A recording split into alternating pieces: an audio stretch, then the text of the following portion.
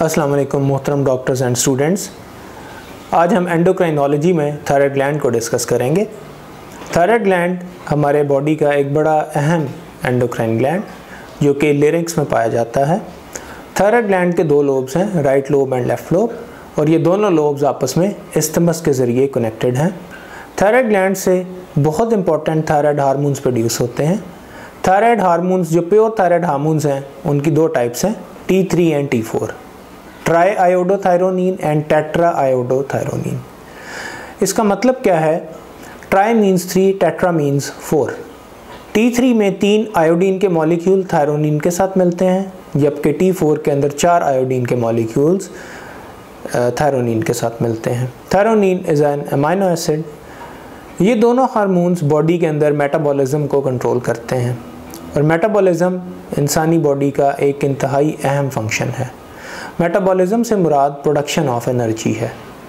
हमारे हर सेल, हमारे हर टिश्यू के अंदर मेटाबॉलिज्म का प्रोसेस 24 घंटे जारी रहता है, और अगर ये कहा जाए कि मेटाबॉलिज्म ही एक्चुअल लाइफ प्रोसेस है तो ये गलत नहीं होगा। T3 और T4 के अलावा एक और हार्मोन भी है जो थायराइड ग्लैंड से प्रोड्यूस हो रहा है, जिसका नाम कैल्सीटोनिन है। कैल्सीटोनिन हार्मोन का फंक्शन मेटाबॉलिज्म के साथ रिलेटेड बिल्कुल नहीं है, इसीलिए इसको प्योर थायराइड हार्मोन नहीं माना जाता, ऑल्दो ये हार्मोन थायराइड ग्लैंड से ही पैदा होता है। कैल्सीटोनिन का फंक्शन हड्डियों के अंदर कैल्शियम की मिकदार को कंट्रोल करना है या मेंटेन करना है। ह्यूमन बोन्स के अंदर 70% कैल्शियम पाया जाता है, और कैल्शियम ही वो सब्सटेंस है जो हड्डी को डेंस या सख्त बनाता है। अगर किसी भी हड्डी में से कैल्शियम को निकाल दिया जाए तो हड्डी नरम हो जाती है, जिसको हम कार्टिलेज कहते हैं, जिसकी मिसाल ह्यूमन ईयर या ह्यूमन नोज़ है। कान को मरोड़ा जा सकता है, जबकि कान कार्टिलेज का बना हुआ है, लेकिन हड्डी को आप इस तरीके से मोड़ नहीं सकते क्योंकि हड्डी डेंस है due to calcium. Thyroid gland के बाद अगला gland is parathyroid gland. Parathyroid gland thyroid gland के ऊपर पाया जाता है। पैराथायरॉयड ग्लैंड छोटे छोटे बटन्स की शक्ल में होता है। ये 2 parathyroid gland right lobe of thyroid के ऊपर हैं, और 2 parathyroid gland left lobe of thyroid के ऊपर पाए जाते हैं। पैराथायरॉयड ग्लैंड का फंक्शन हमारे बॉडी में ब्लड कैल्शियम को मेंटेन करना है। जैसा कि मैंने आपको पहले बताया कि कैल्सीटोनिन का फंक्शन बोन कैल्शियम को मेंटेन करना है, और पैराथायरॉयड हार्मोन या पैराथायरॉयड को PTH भी कहा जाता है। PTH का फंक्शन ब्लड कैल्शियम को मेंटेन करना है। तो कैल्सीटोनिन और PTH दोनों हार्मोन्स एक दूसरे के एंटेगोनिस्ट हैं, यानी कि एक दूसरे के अगेंस्ट काम करते हैं। PTH को हर हाल में ब्लड कैल्शियम को मेंटेन करना है, और कैल्सीटोनिन को हर हाल में बोन कैल्शियम को मेंटेन करना है। अगर ब्लड में कैल्शियम कम होता है तो PTH हड्डी में से कैल्शियम को निकालेगा और ब्लड में पूरा करेगा, और अगर हड्डी के अंदर कैल्शियम कम होगा तो कैल्सीटोनिन ब्लड में से कैल्शियम को लेके हड्डी के अंदर डालेगा। इन दोनों ग्लैंड्स के बाद तीसरा एक और ग्लैंड जो पिट्यूटरी ग्लैंड के अलावा पाया जाता है, उसको हम सुप्रारीनल ग्लैंड या एड्रीनल ग्लैंड कहते हैं। एड्रीनल ग्लैंड्स किडनीज के सुपीरियर पोल या किडनी के टॉप के ऊपर पाए जाते हैं। एड्रीनल ग्लैंड्स के 2 हिस्से होते हैं, एड्रीनल कोर्टेक्स और एड्रीनल मेडुला।